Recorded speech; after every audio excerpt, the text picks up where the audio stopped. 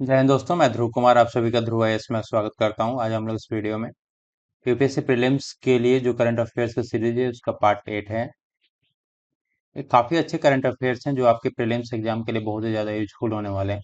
चलिए स्टार्ट करते हैं। देखिए, ये फर्स्ट क्वेश्चन है आपका। ये रिलेटेड है आपके कंजुगल राइट्स से रिलेटेड है। यहाँ पे पूछा है कि कितने स्टेटमेंट्स हैं जो कंजुगल राइट्स से तीन स्टेटमेंट्स दिए हुए हैं, कितने करेक्ट हैं, आपको सही बताना है यहाँ पे।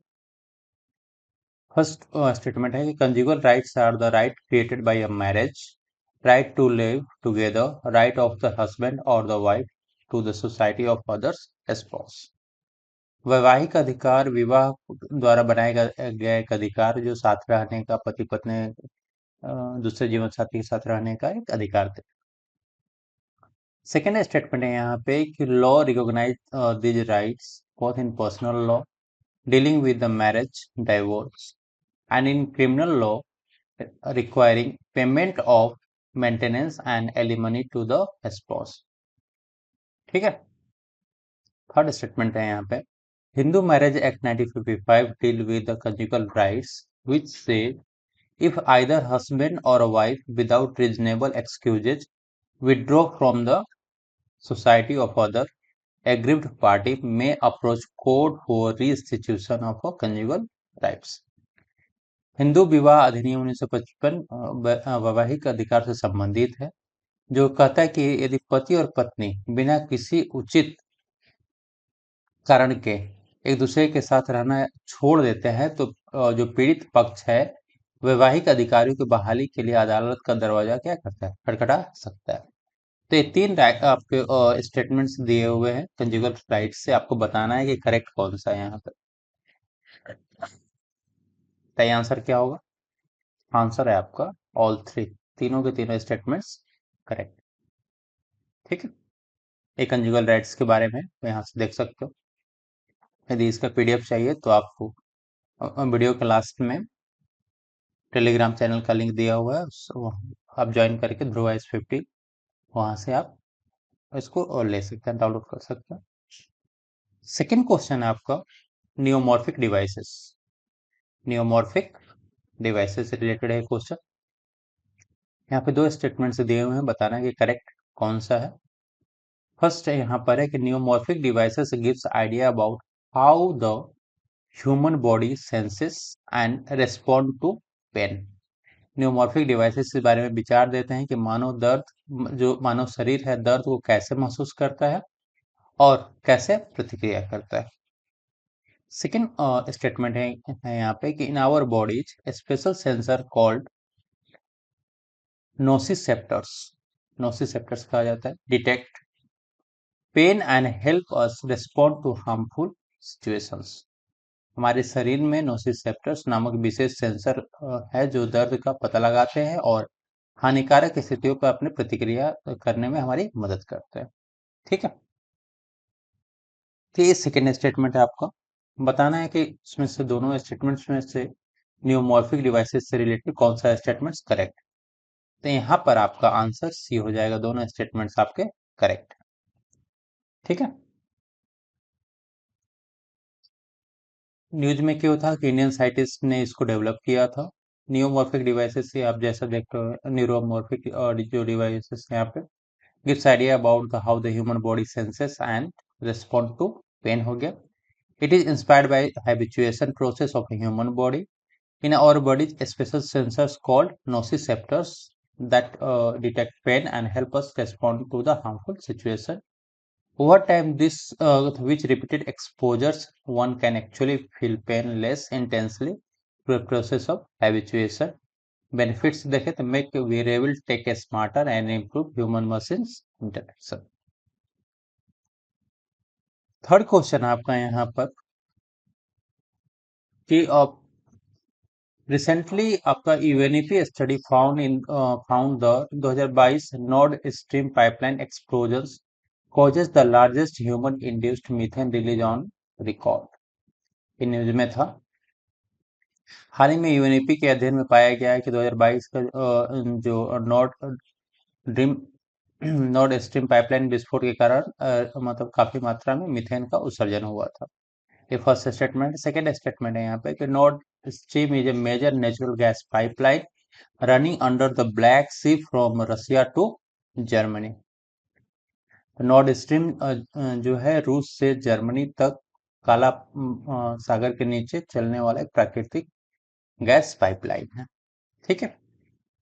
थर्ड स्टेटमेंट है यहाँ पे कि the Nord Stream twin pipeline system through Black Sea run from Vojvodina, Russia to Lubmin near Greifswald, Germany.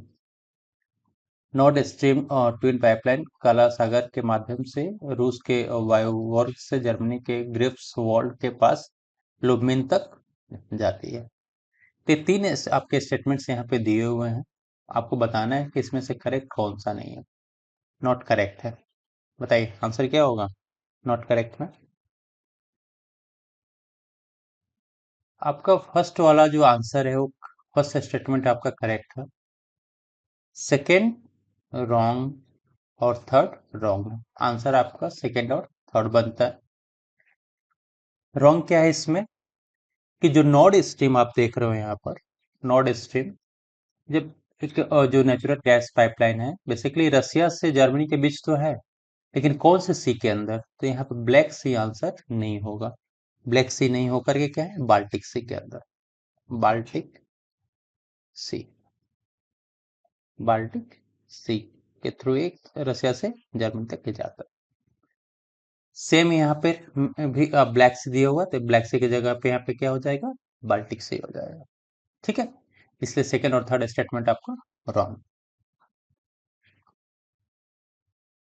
आप एक्सप्लेनेशन देख सकते हो यहाँ पे, Nord Stream pipeline recently UNEP study found 2022 Nord Stream pipeline explosion cause the largest human induced methane release on record. ये first statement था। ठीक है, ये सेकंड था, it is Nord Stream is major natural gas pipeline जो कहा Baltic सी के अंदर रन करता है रसिया से जर्मनी के बीच में, और कहाँ से कहाँ तक, रसिया के वर्ग से लेकर के जर्मनी के अपना लुब्मिन तक। ठीक है, सिग्निफिकेंसेस क्या है इसका, तो energy security for Europe specially Germany and provide direct reliable gas supply from the Russia bypassing transit country. ठीक है, फोर्थ क्वेश्चन आपका ये डार्क ऑक्सीजन से रिलेटेड है, जैसे आप यहाँ पे देख रहे हो डार्क ऑक्सीजन से रिलेटेड है।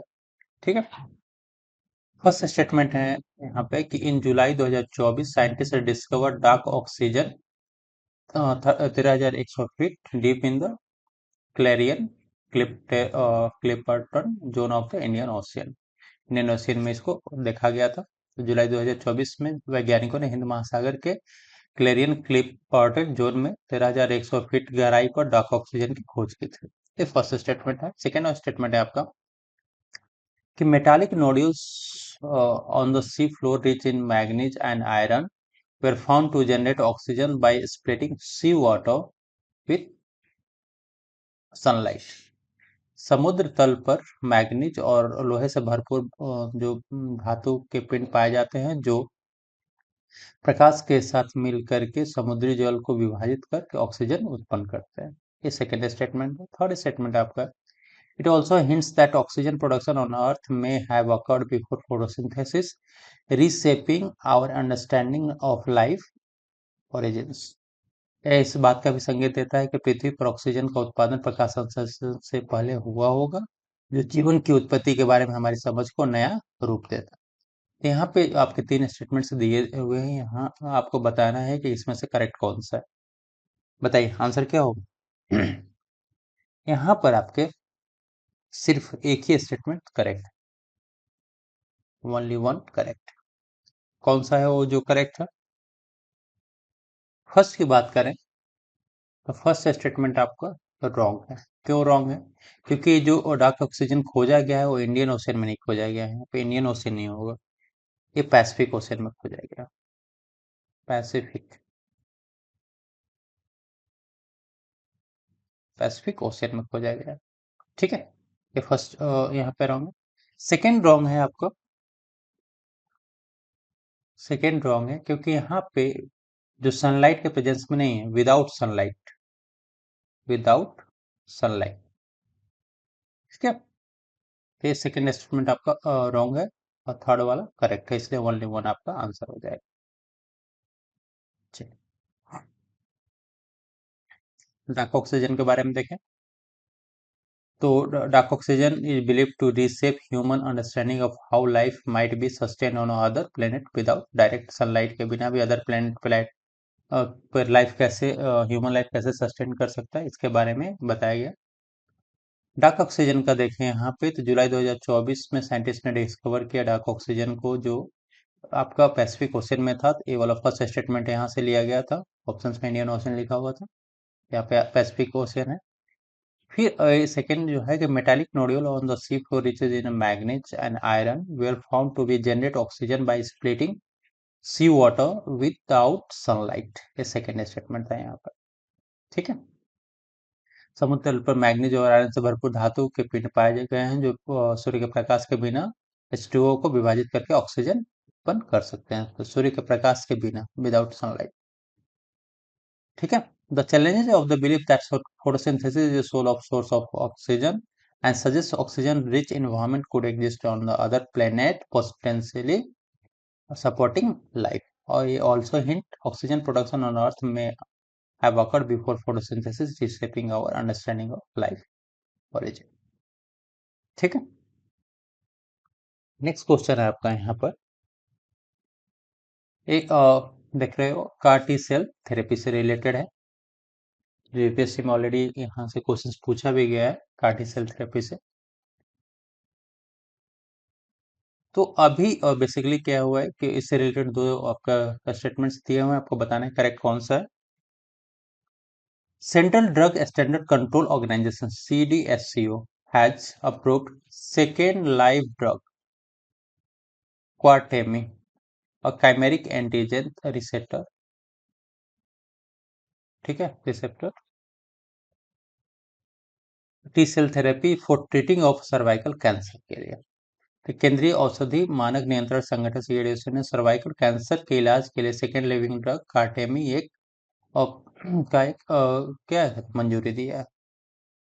सेकेंड स्टेटमेंट है CAR T cell therapy is innovative form of immunotherapy where patient T cells are genetically engineered to target and attack cancer cells को अटैक करते हैं जिसमें जो टी सेल्स होते हैं। ठीक है, कार्टी सेल जो थेरेपी एक अभिनव रूप है जो यहाँ पर मरीज की कोशिकाओं को आनुवंशिक रूप से कैंसर कोशिकाओं को लक्षित करने और उन पर हमला करने के लिए तैयार किया जाता है। तो आपको बताना है कि दोनों स्टेटमेंट में से करेक्ट कौन सा है कार्टी सेल थेरेपी से रिलेटेड। करेक्ट है आपका सेकेंड, सेकेंड करेक्ट है, मतलब सेकेंड वाला आपका करेक्ट है, फर्स्ट रॉन्ग है। रॉन्ग क्यों है? क्योंकि अभी CDSCO ने जो सेकेंड लिविंग ड्रग्स का अपना अप्रूवल दिया जिसका नाम क्वाटेमी है, बेसिकली ये ट्रीटमेंट है सर्वाइकल कैंसर के लिए नहीं है यहाँ पे। ठीक है, जो सर्वाइकल कैंसर है सर्वाइकल कैंसर के लिए नहीं है, ये है ब्लड कैंसर के लिए, ब्लड कैंसर। ठीक है, ब्लड कैंसर के ट्रीटमेंट के लिए इसको अप्रूवल दिया गया। काफी इंपॉर्टेंट क्वेश्चन है, जैसे आप देख रहे हैं यहाँ पे कार्टी सेल थेरेपी के बारे में, तो न्यूज में था कि सेंट्रल ड्रग स्टैंडर्ड जो CDSCO है उन्होंने सेकेंड लिविंग ड्रग क्वाटेमी को अप्रूवल दिया है basically for treating of a blood cancer. Living drug क्या होता है कि लिविंग ड्रग ये therapy that involves extracting a patient, ठीक है, extracting a patient cell, modifying them, उनको एक्सट्रैक्ट किया जाता है पेशेंट सेल को और उनको मॉडिफाई किया जाता है, देन री introducing into the patients body, और उनके जो पेशेंट का बॉडी है उसको उसमें री इंट्रोड्यूस किया जाता है। यहाँ से भी क्वेश्चन पूछा जा सकता है कि लिविंग ड्रग क्या होता है। कार्टिसेल थेरेपी क्या एक इनोवेटिव फॉर्म है इम्यूनोथेरेपी का, वेयर पेशेंट का टी सेल्स होता है जेनेटिकली उनको इंजीनियर किया जाता है टू टारगेट और अटैक करने के लिए कैंसर सेल्स पे। टी सेल्स क्या था? स्पेशल सेल्स होते हैं, basically type of white blood cell होता है जिसका प्राइमरी फंक्शन है साइटोटॉक्सिक होता है, मीनिंग किलिंग अदर सेल्स को किल करने के लिए। T cells taken from patient blood and changed in the lab by adding the gene for a man made receptor CAR. CAR क्या होता है? CAR are protein that assist the T cells to recognise the attack and specific protein को attach किया जाता है present on a cancer cell. CAR cells are then given back to the patient को दिया जाता है और क्या करता है जो कैंसर सेल को रिकॉग्नाइज करता है और उसको मार देता है। ठीक है। सो फ्रेंड्स इसका पीडीएफ वीडियो चाहिए तो यहाँ पे आपको टेलीग्राम चैनल का आपका लिंक है ध्रुव IS50 टेलीग्राम चैनल है, तो उसको आप वहाँ से इस पीडीएफ को आप वहाँ से डाउनलोड कर सकते हो और चैनल को सब्सक्राइब कर सकते हो, वीडियो को अपने दोस्तों के साथ शेयर कर सकते हो।